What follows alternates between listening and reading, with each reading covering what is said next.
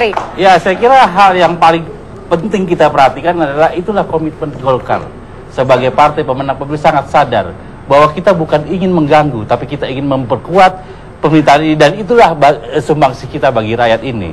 Jadi yang tidak jelas itu adalah ketika ada partai yang menjadi bagian dari awalnya menjadi pendukung pemerintah atau pengusul presiden terpilih, kemudian kadang-kadang keluar, kadang-kadang di dalam. Ini nggak jelas. Ya, saya tidak sebut itu berada.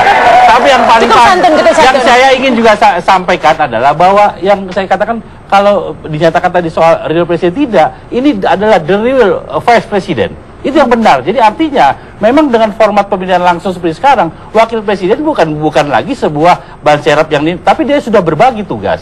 Itu saya kira. Jadi jangan kaget kalau ada peran-peran yang berlebih dibandingkan berbagi tugas dan berebut ini. Sangat, saya kira tidak. Saya kira biar bagaimanapun kalau soal mau merebut, wah itu saya kira sangat potensial. Tidak bisa, Pak. Dalam sistem presidensil, wakil presiden itu ban serep saja.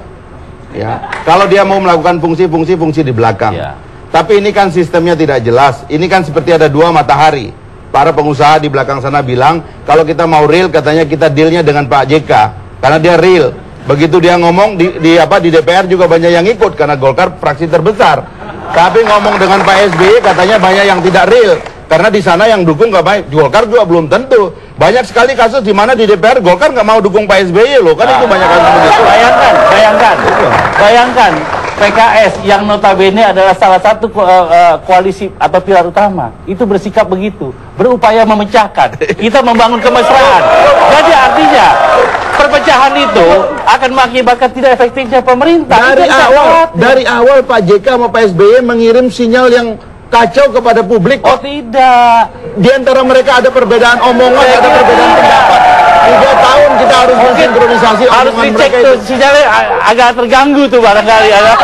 Tunggu. Tapi tadi dari omongan Pak Ferry tadi kesannya sepertinya lebih condong ke Golkar ya. Ini saya curiga bahwa memang. Nah ini kita terus-menerus mendorong Golkar nih, berani nggak gitu?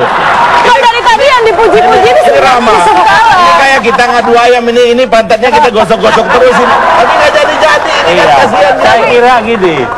Saya menyarankan keberanian dan kemampuan menggosok itu digunakan untuk diri sendiri supaya PKS tidak muncul. Ada interupsi, silakan interupsi. Contohnya ke silakan. Ini kasihan terhadap masyarakat. Kenapa? Sikap Anda masih meniru-niru Partai Golkar. Betul. Golkar mencalonkan, PKS aja tidak berani. Artinya tingkat pesimis PKS ini masih tinggi. Akhirnya nunggu Partai Golkar menang dulu, PKS diam kan gitu. Betul. Menang ada sebuah mental dan perjuangan. Mengalami trauma dan ketakutan. Trauma 2004 dan takut jadi wakil lagi dan saya kira yang penting itu Golkar itu pernah menang, Golkar pernah kalah, tapi kita tidak pernah berhenti berkomitmen bagi bangsa dan negara ini. Jadi begini, kalau tadi Anda banyak mengkritik, saya mau tahu PKS itu lagi-lagi maunya seperti apa, Pak Fahri? PKS itu yang paling penting adalah menunjukkan kepada publik, karena umur kita ini kurang dari 1/3 atau 1/4 daripada umur Golkar.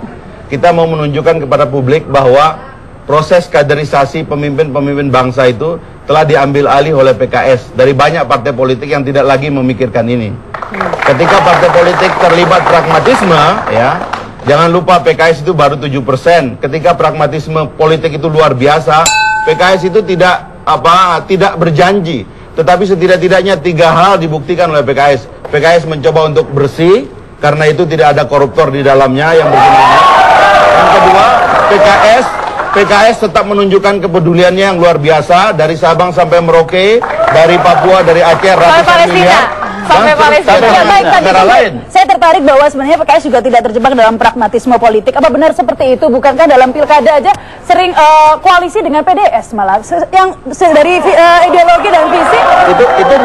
Itu bukan soal pragmatisme politik, tapi ketika kandidatnya itu paling ideal, mampu menunjukkan bahwa dia paling ideal bagi rakyat, mampu berjuang untuk rakyat, apapun dia dari partai manapun kita akan dukung, dan itu sifat yang bijaksana. Bukankah itu menunjukkan ketidakjelasan, Pak Fahri? Ketidakjelasan itu dalam pengertian tidak ada proses kaderisasinya. Ada partai yang tiba-tiba hanya karena banyak uang tiba-tiba jadi partai. Ada partai yang yang bergerak tuh hanya karena uang. Tapi gitu itu loh. bukan Golkar kan? Ya bukan lah. Terus terang ya, ini di antara kita ya, ini di antara PKS dan Golkar. PKS masih menganggap di antara partai yang punya sistem, punya struktur itu Golkar. Tapi terus terang kita agak kecewa karena Golkar itu inisiatifnya mati, itu saja yang kita kecewa gitu.